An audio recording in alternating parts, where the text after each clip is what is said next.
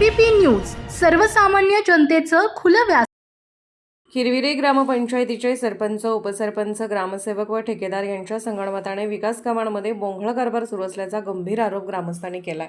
विविध अपूर्ण व निकृष्ट दर्जाच्या कामांमुळे नागरिकांना मोठ्या अडचणींना सामोरे जावे लागत असून सर्व कामाची सखोल चौकशी करण्याची मागणी करण्यात आली आहे। ग्रामस्थांच्या म्हणण्यानुसार हिरविरे प्राथमिक आरोग्य केंद्राकडे जाणारा रस्ता अद्याप अर्धवट अवस्थेत असून रस्त्याच्या साईड पट्ट्या भरलेल्या नाहीत, तसेच कामात फुटलेल्या मोऱ्यांचा वापर करण्यात आल्याचा आरोप करण्यात आला आहे। रस्त्याच्या कामासाठी शेतकऱ्यांच्या शेतातून पर्यायी मार्ग काढण्यात आला होता, मात्र त्यानंतर त्या जागेची दुरुस्ती करण्यात आलेली नाही।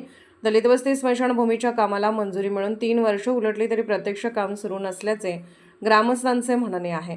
आरोग्य केंद्राच्या रस्त्यावर पथदिव्यांची व्यवस्था नसल्याने नागरिकांना अंधारात प्रवास करावा लागत आहे। तसेच गवडीबाबा वस्तीला स्वातंत्र्यानंतरही रस्त्याची सुविधा उपलब्ध नसल्याचा आरोप करण्यात आलाय। याशिवाय पेसा निधीचा गैरवापर झाल्याचा आरोप करत आरोग्य केंद्राला वेळेवर शुद्ध पाणी मिळत नसल्याचे ग्रामस्थांनी सांगितले। आवश्यक सुविधा नसल्याने कुटुंब नियोजन शस्त्रक्रिया शिबिरे बंद पडली असून त्यामुळे तब्बल 27 गावातील नागरिकांची गैरसोय होत असल्याचे निदर्शनास आणण्यात आले। सदर प्रकरणातील सर्व विकास कामांची निष्पक्ष चौकशी करून दोषींवर कारवाई करावी अशी मागणी ग्रामस्थांनी केली आहे। यावेळी प्रकाश पराड, त्र्यंबक पराड, काबू पराड, राहुल पराड, किसन बेणके, पंढरी बेणके, राजू आवारी, कुंडलिक उघडे आदी ग्रामस्थ उपस्थित होते। संबंधित ग्रामपंचायतीचे सरपंच गणपत ढगळे, उपसरपंच सुभाष बेणके व ग्रामसेवक आंबेकर यांच्या विरोधात ग्रामस्थांनी नाराजी व्यक्त केली आहे।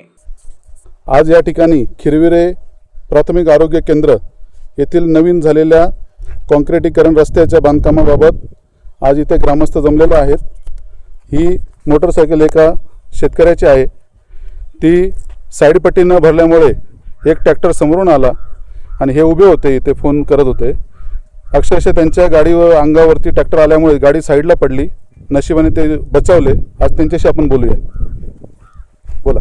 काय ग्रामपंचायतचं काम जो पाहिजे तो ठेकेदार आम्हाला माहीत नाही। साईड पट्ट्या 4 महिने कामाचे झाले, ती तो आम्हाला काहीच काय तपास नाही। संगनमताने कामं करतात, आतल्या आत पैसे खात्यात। जिथं काही गरिबाला नाही आहे का, शेतकऱ्यांना जायला रस्ता नाही, हा रस्ता केला एवढा तो बी एकदम निकृष्ट दर्जाचा। ते काम उखडून गेले, शेतकऱ्याला जाता येत नाही। मोटरसायकल आली किंवा ट्रॅक्टर आला का गाड्या उलट्या होत्यात। कोणाचं लक्ष नाही, ग्रामपंचायत दाद घेत नाही। हे संगनमताने सगळं चालू आहे। सरपंचाचं उपसरपंचाचं काहीच फायदा नाही या कामाचा। सगळा अफरातफर, सगळा भ्रष्टाचार। या कामाची चौकशी व्हावी अशी मी विनंती करतो मायबाप सरकारला। बरोबर आहे तुमचं साहेब, परंतु आमदार साहेब आणि आपली ग्रामपंचायत तर सांगतात आहे की आम्ही आमच्या काळात कामं केले, लोकांची आम्ही सेवा करत आहोत, तर मग आज तुम्ही असे विरोध का बोलताय? अहो सगळे पियासाचे दलित वस्तीचे कामं सगळे जवळच्या ठेकेदाराला देऊन कमिशन लाटण्याचं काम आहे। काहीच नाही, कुठं काहीच लोकांची काहीच सेवा नाही। सगळे पैसे फुकट जातात। सगळे ग्रामपंचायत सगळी भ्रष्टाचाराने बरबटली। यांची चौकशी व्हायला पाहिजे। 4-5 वर्षापासून चौकशी करायला पाहिजे। आता मला खाली उतरता येत नाही, परंतु खड्ड्यात का उभे राहिलेत? अहो गाडी पडली, खाली पडलोय मी, मग आता कसं काय करायचं? उद्देश एकच आहे साहेब। काय झालं माहिती आहे का, गेल्या अनेक दिवसापासून मी पण तक्रार ग्रामपंचायत मध्ये करतोय किंवा सरपंच। तुम्ही तर ग्रामपंचायत सदस्य होते पूर्वी। सदस्य होतो हे बरोबर आहे साहेब, पण सदस्य असताना आम्ही असे चुकीचे काम केले नाही। आम्ही चुकीच्या कामाला कधीच पाठीशी घातलं नाही, कारण माझा स्वभाव असा आहे का मी कोणतंही चुकीचं काम दिसलं तर तिथं मी सदस्य असो व सरपंच असो मी हमेशा बोलत होतो। पण आताची जर परिस्थिती पाहिली साहेब तर निकृष्ट दर्जाचं काम म्हणजे साधारण जेव्हा काँक्रिटीकरण केलं त्यावेळेस ही जुन्या मोरीवर बांधकाम केलंय आणि मोरी अक्षरशः लिपलेली आहे। ही मोरी आणि ही मोरी आणि समोर मोरी फुटलेली आहे ठेकेदाराकडून। ही मोरी तशीच पडलेली आहे। जुन्या बांधकामावर बांधकाम देखील केलेलं नाही। या साईडनं BSNLचं टावर आहे, समोर आपल्या आपलं हे हॉस्पिटल आहे आणि ह्या अशा सुविधा इथं नसताना काही गोष्टी या चुकीचं काम, याला साईड पट्टी टाकणं गरजेचं आहे। आज या शेतकऱ्याची जी नुकसान आहे आमची, कारण जो खड्डा खणून ठेवलाय त्याच्यातूनच माती नेऊन शेतकऱ्याने कोणी बोलायला नाही म्हणून इथून माती उचलायची, मुरुम नेऊन टाकलाय। परंतु आज परिस्थिती, हा जे गाडीवाले होते हे जर खाली आले असते, मी योगायोगाने मी तिकडनं आल्यामुळं ट्रॅक्टरच्या धावपळीत ते इकडं चुकून इकडं आले। परंतु जर आज ॲक्सिडेंटली केस झाली, उद्या दवाखान्यात इमर्जन्सी डिलेवरी पेशंट या गोष्टी होतात, इथं येतात। पण हे काम करणं कोणाचं काम आहे? ठेकेदार कोण असेल आम्हाला त्याच्याशी काही घेणं देणं नाही। तो जवळचा असो किंवा लांबचा, पण ते काम झालंच पाहिजे. वेळेला काही भान आहे का नाही ते काम पूर्ण होणं गरजेचं आहे. साहेब काय होतं माहिती आहे का, आम्हाला कोणी ठेकेदारी घेतली आम्हाला त्याच्याशी काही मतलब नाही. गावचं चांगलं काम झालंय, आमदार साहेबांनी जरी निधी दिला असेल, सरकारमार्फत जरी निधी दिला असेल, पण मग तो निधी चुकीच्या याचा वापर होऊ नये. जर समजा तुम्ही पूर्ण टेंडर जर काढून जर बिलं काढून घेत असेल आणि त्याला जर इन्व्हॉल्व सरपंच असेल, उपसरपंच असेल, ते जर NOC देऊन जर समजा एखाद्या ठेकेदाराचे बिलं पास करून दिले, याचा अर्थ असा होतो का हे बिल तुम्ही काढून दिलेलं आहे म्हणून हे ठेकेदारांनी बाकीचं उर्वरित काम केलेलं नाही. अगर तुम्ही जर ती NOC दिली नसती, जर पंचनामा केला नसता आणि जर ते बिल जर तसंच ठेवलं असतं, काही टक्केवारी जर बिल ठेवलं असतं, तर ही साईड पट्टी नक्कीच गावापर्यंत पूर्ण झाली असती. कारण याचा मतलब असा आहे का हे सरपंच आणि उपसरपंचांनी 100% ठेकेदाराला हाताशी धरून त्यांना NOC कामाची दिलेली. मला एवढंच म्हणायचं आहे, याच्या व्यतिरिक्त काय म्हणायचं नाही. साधारण प्रश्न दलित वस्तीसारख्या ठिकाणी आम्ही वारंवार साहेब तक्रार केली, स्मशानभूमीची तक्रार केली की म्हणजे आमची निकृष्ट दर्जाची स्मशानभूमी झालेली आहे. ती उद्या पावसाळा जर आला तर तिथं अक्षरशः माणूस जाळण्याचा जरी गेलं तिथं तर ते माणसं उभं राहायला जागा नाही. ती वारंवार तर साहेब म्हणतात, सरपंच साहेब म्हणतात आमचं तुमचं प्रकरण पास आहे, तुमचं दिलंय वर नगरला पाठवलंय. म्हणजे गेले आता 3 वर्ष होत आले तरी आमचं तिथपर्यंत कागदपत्र पोहोचवत नाही आम्हाला. आता सरपंच आणि ज्या वेळेस दलित वस्तीची म्हणतात आम्ही स्मशानभूमीचे हे केलेले, परंतु आता सदस्य म्हणतात आम्हाला माहीत नाही. सरपंच उपसरपंच ग्रामसेवक म्हणतात तुमचे बाकीचे पाठपुरावे केलेले आहेत. मग ते पाठपुरावा केले त्याची कमीत कमी पोच तर आम्हाला दाखवायला पाहिजे ना. तुम्ही जे कामाची पूर्तता करतात कोणत्याही कामाची तिथं दाखवायला काय अडचण आहे का?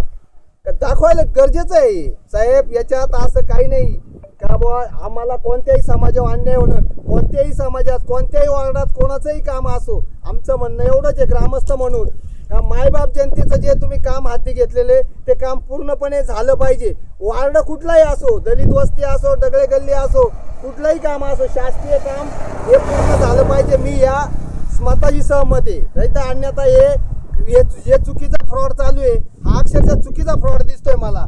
नमस्कार. खिरवेरे ग्रामपंचायतमध्ये ग्रामपंचायतीचे जे प्रशासकीय अधिकारी आहेत, ग्रामसेवक असतील, सरपंच असतील, पूर्ण बॉडी असेल, एकमेकांच्या हाताला हात धरून भ्रष्टाचारामध्ये सगळे बरोबरलेले आहेत. आता जिवंत उदाहरण तुम्हाला सांगतो, जर हा रस्ता हा इथून सरकारी दवाखान्याकडे जायचा रस्ता आहे, हा जो गावातून मेन रस्ता जातो, आता याच्यावरून समजा ह्या बाजूनी पण ॲम्ब्युलन्स आली आणि ह्या बाजूनी पण ॲम्ब्युलन्स आली तर 2 गाड्या एकमेकांच्या विरुद्ध दिशेला पास होऊ शकत नाही. एवढा छोटासा रस्ता बनवलेला आहे. परंतु आता आम्ही या खड्ड्यात आहे, इथून समजा जाताना एखादी महिला जर गरोदर महिला ॲम्ब्युलन्समध्ये चालली, रात्रीची वेळ आहे, पावसा पाण्याचे दिवस येणार आहेत आणि इथून जर समजा काही गोष्ट घटना घडली, अपघात घडला तर डायरेक्ट जर इकडे येऊन जर काही गोष्टी झाली तर त्या महिलेचा आणि त्या ॲम्ब्युलन्सवाल्याचा जे काही पेशंट असतील त्यांच्या जीवीचा धोका आहे का नाही, याला समजा उद्या काही अपघात झाला त्याला जबाबदार कोण? आजही समजा ज्येष्ठ नागरिक इथं जाताना असा एक छोटासा अपघात घडला, याला जबाबदार कोण? आता इथं खड्डा केलेला आहे, रात्रीच्या वेळेस हा खड्डा दिसणार आहे का? काही इथं पतदिवे लावलेले आहेत, ग्रामपंचायती कुठल्याच प्रकारचं काम व्यवस्थित केलेलं नाहीये.